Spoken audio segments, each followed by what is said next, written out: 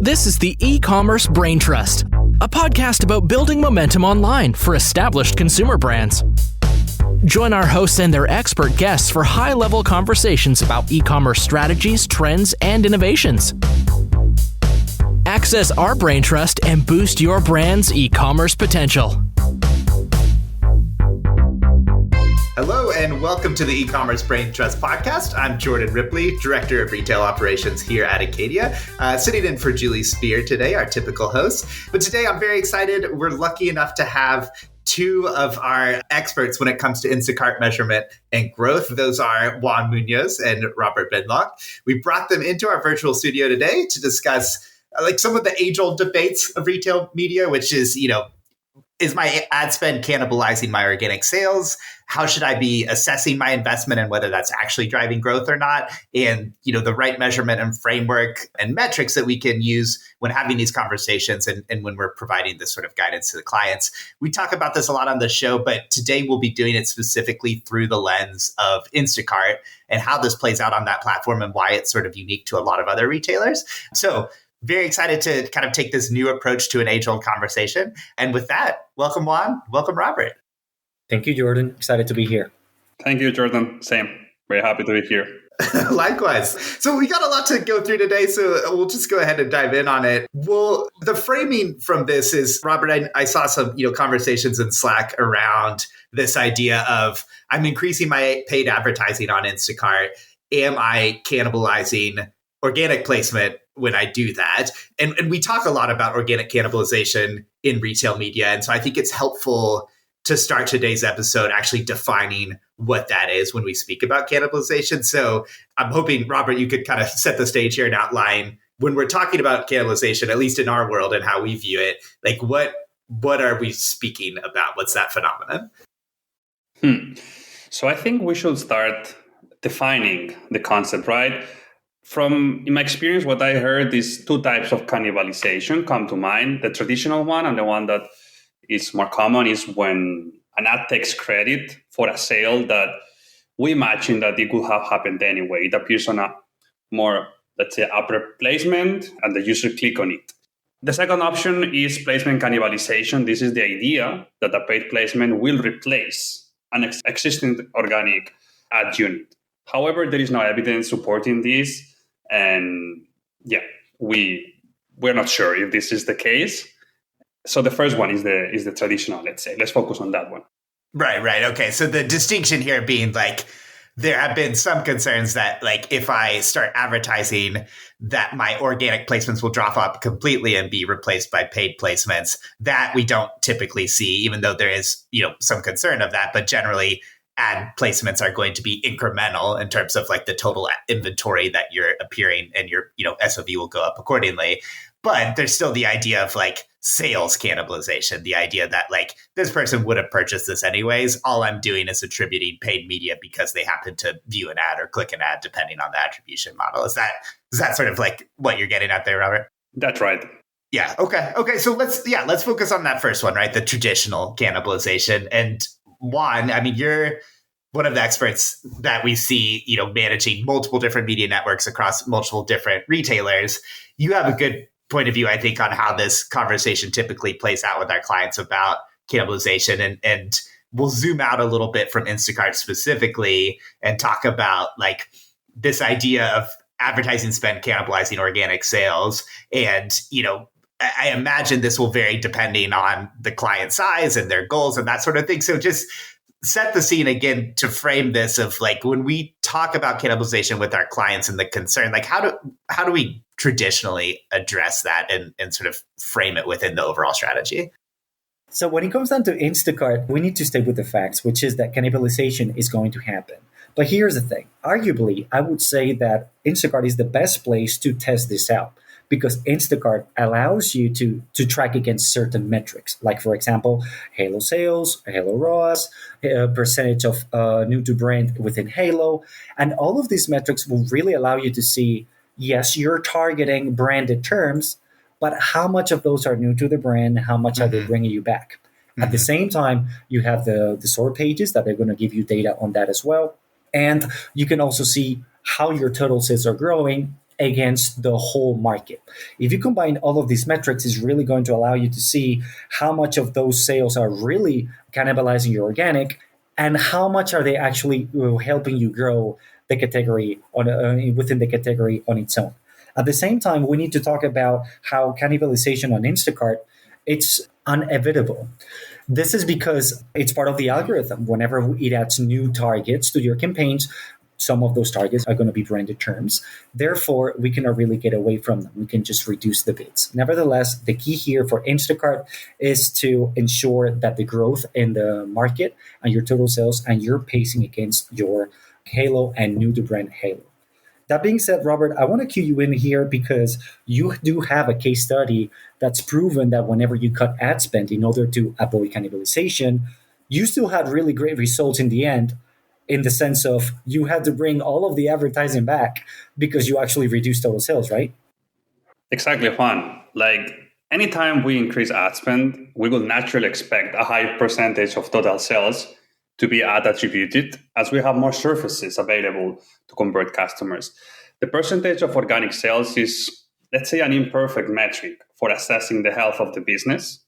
And it's just let's say, a snapshot of one part of the picture for a given month and needs to be added context. We need to be looking at the whole business impact. The KPIs that we need to be looking at is total sales, new to brand, and category share. If we see these three KPIs growing, we shouldn't be very much concerned about what is the percentage of paid sales and organic sales to the total. Additionally, I believe it's crucial to have a clear cost structure in place so we can understand our margin target and what is the resulting total ROAS or TACOS. Mm-hmm. Yeah, no, that makes total sense. And like, I think that goes to this idea of like, it's going to, at the end of the day, be dependent on the brand's goals, right? Like how aggressive can they be on their profit margin? That's going to determine how efficient that they need to be in terms of like not advertising for things they could have won organically versus, being okay with some cannibalization, but ultimately more category dominance from taking up more of those paid placements. I want to touch on it. Juan, you brought up a couple of those like metrics that are unique to Instacart specifically.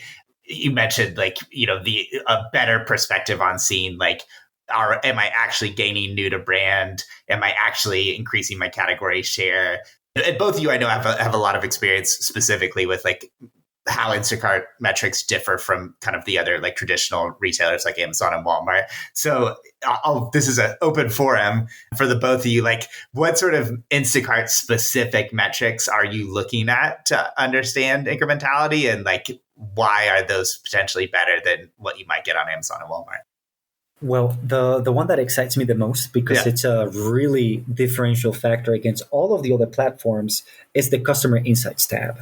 Okay. This one for Instacart, it's a basic. You need to go there at least twice a week because it really allows you to see your market share within the different categories, super categories, subcategories, absolutely everything. So it is so nice that it can really help you see how are you tracking and pacing against your competitors, and really allows you to make business decisions based on how you see that the whole category is performing and how are you. Also for expansion, which at the end of the day, it's something that not only we all want, but it's necessary. You need to know where the money is going, which categories are growing the most. And just by knowing your share, you can extrapolate that number and really be able to know the total sales. Now, if you combine this with the new to brand ratio that you're currently getting and the halo sales, well, that's what's really going to take you home and allow you to make a killer Instacart business plan. Yeah, that's interesting, Juan. And the thing that I've caught wind of a little bit in terms of like metrics that are unique to Instacart, not only the category share component, which is interesting, but this idea of like the distribution playing a role in terms of the share of the market that you have. Well, I think this was a message initially from you, Robert, around the sales per Instacart weighted distribution and the metric unique to Instacart that takes into your sales and factors in like your distribution growth or decline over time. Can you elaborate a little bit more of like how Instacart is baking that into your sales growth? Sure. Here, this KPI comes to help us see sales velocity, excluding, isolating the distribution, because we see lots of growth when you are having more distribution. But this KPI, sales per Instacart weighted distribution, is a metric that measures how quickly a product is selling within each available distribution. So basically, Instacart weighted distribution is similar to ACV, to a all commodity volume. It's a KPI that maybe is more familiar to the audience, which measures the sales across all stores for all categories. The main difference is that Instacart weighted distribution is only looking at the stores where a specific category, let's speak about mayonnaise as category, for example, is sold, rather than across all categories in all stores. So how it works is, to calculate the sales per Instacart weighted distribution, we take the sales for the brand's category, let's continue with mayonnaise, for example, and divide it by the Instacart weighted distribution percentage adjusted for distribution. And the result is that this gives us a view of how fast the product is selling within the stores where it's available, without being affected by changes in the number of stores carrying it. Okay. So essentially, it helps us understand sales velocity by controlling for shifts in where the product is distributed.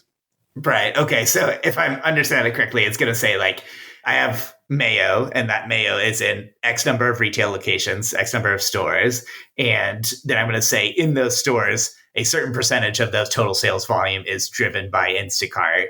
And then of that, I'm going to like create a normalized value to say, depending on your sales on Instacart, if your distribution is going up, it's going to sort of normalize that accordingly. If your distribution is going down, it's normalized as well. So you get a better picture of like how much of this is actually due to changes in my strategy on Instacart, on the platform itself, versus like a confounding variable of distribution.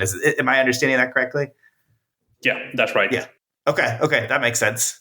Of all these various metrics, and I realize a lot of them are unique to Instacart, whether that's the halo sales or, this like sort of weighted distribution. But the thing that I'm getting is like, there's just a lot more on Instacart that gives us a sense of like, am I actually cannibalizing sales, or am I driving incremental net new sales and that sort of thing? And I think this gets to the larger question that we hear from a lot of brands specific to, their retail media spend, which is like, am I spending too much? Am I spending too little? Am I spending the right amount to accomplish my goals? So like specifically for Instacart, are there like a key one or two metrics that you're looking at that answer that question? You mentioned like organic total sales is something that it's like, there's temptation around that, but like which metrics are you looking at primarily to assess, diminishing returns of your ad spend, or if there's more opportunity there? And Robert, maybe we start with you on this one.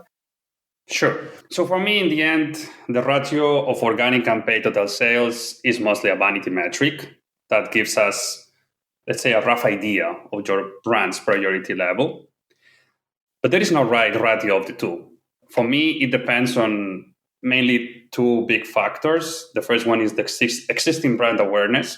One brand that is, having a very big brand awareness is going to maybe require less of this push in advertisement. And the second one is how aggressively you have to deploy paid to try and get to your market share and total sales goal. The quicker you want to grow, the more advertising that you're going to need. Also, another important part is to understand how display and video are being these ad sales attributed, because they are post-view. This means that if a user is seeing an ad, but then leaving that page and purchasing later through an organic click, the attribution goes to ad. Right. And this is very valuable for us to be able to optimize and to understand how advertising is playing a role. But we really need to understand that this is happening and maybe exclude it from reporting, because it can really increase the ad sales over total sales very quickly. Right. And instead of doing that, I think it's important to know the size of the market using the different tools that we have to assess the market share. When you know the market share, you have to know what is your percentage. Then the next step will be to understand the growth that you are having and the one that you want to have. And in the end, you can also understand how organic and paid are contributing to your goals. Mm-hmm. So like if I'm tracking, like it's mostly a correlative process where you're saying I'm putting in this amount of ad spend.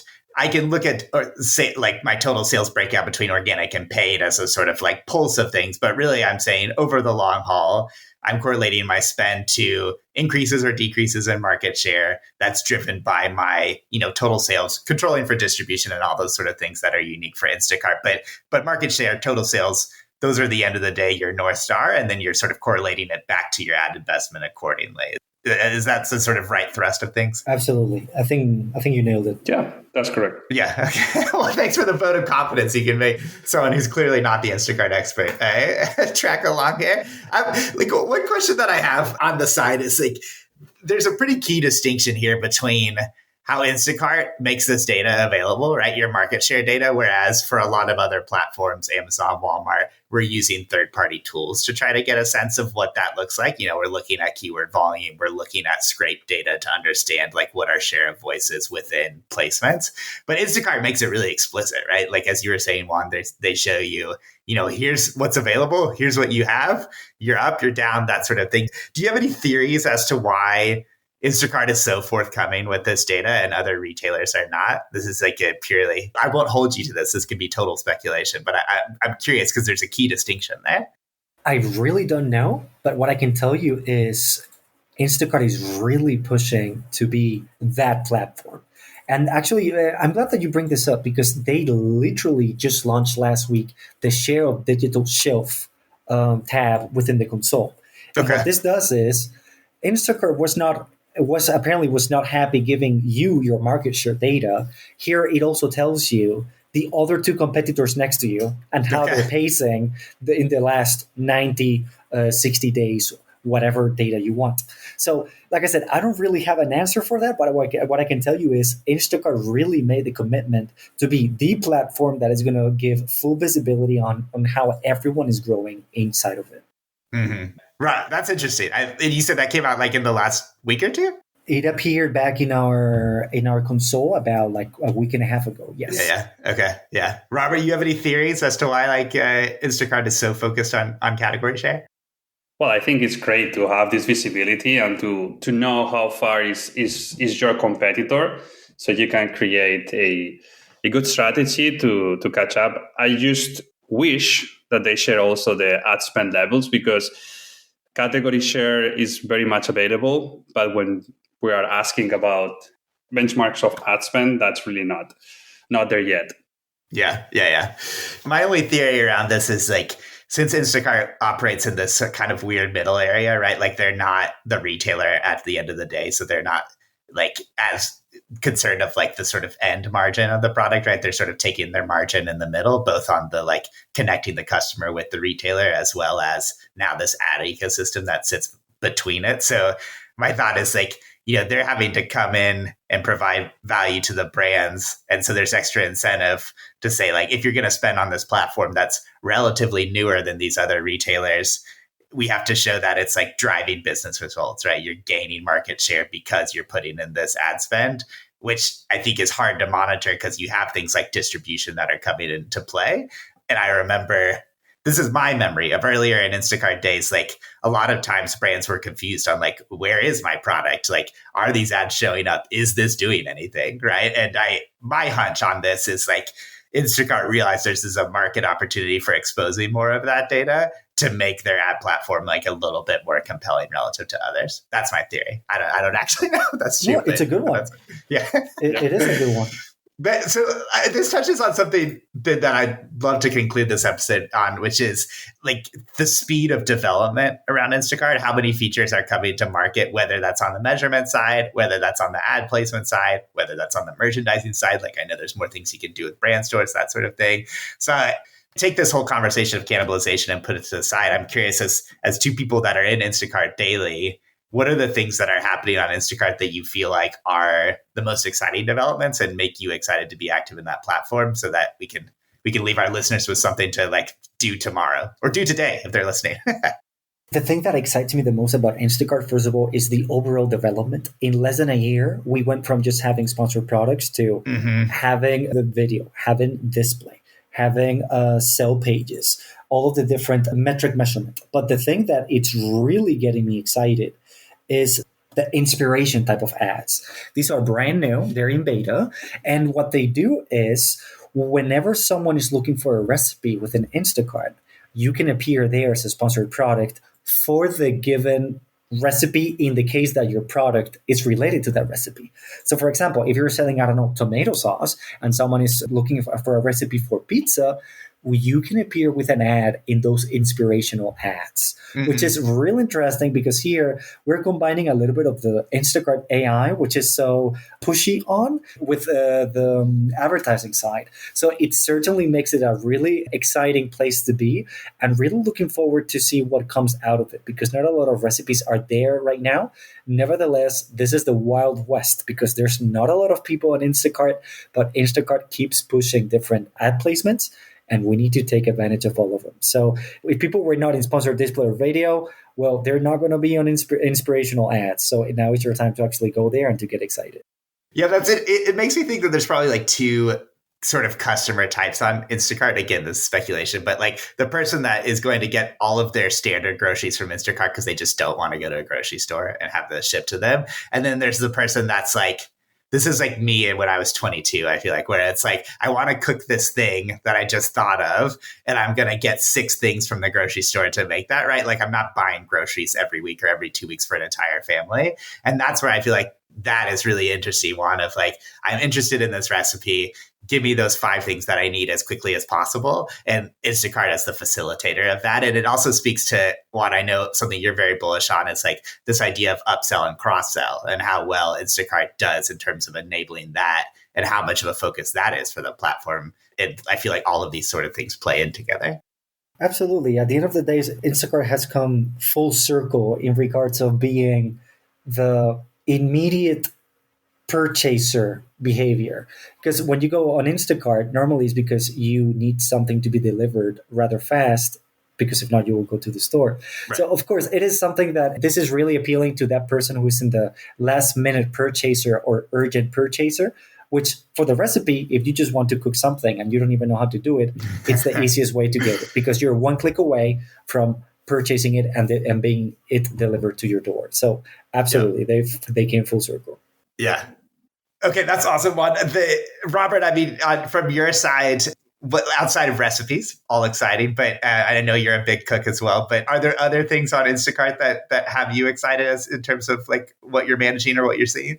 I think Juan took all of them. Like recipes was the one I was immediately thinking about because it's something we're going to do new with Chosen. But Juan, I think you mentioned all of them. No worries. Is there a recipe that you're particularly excited to cook? We'll go from left field.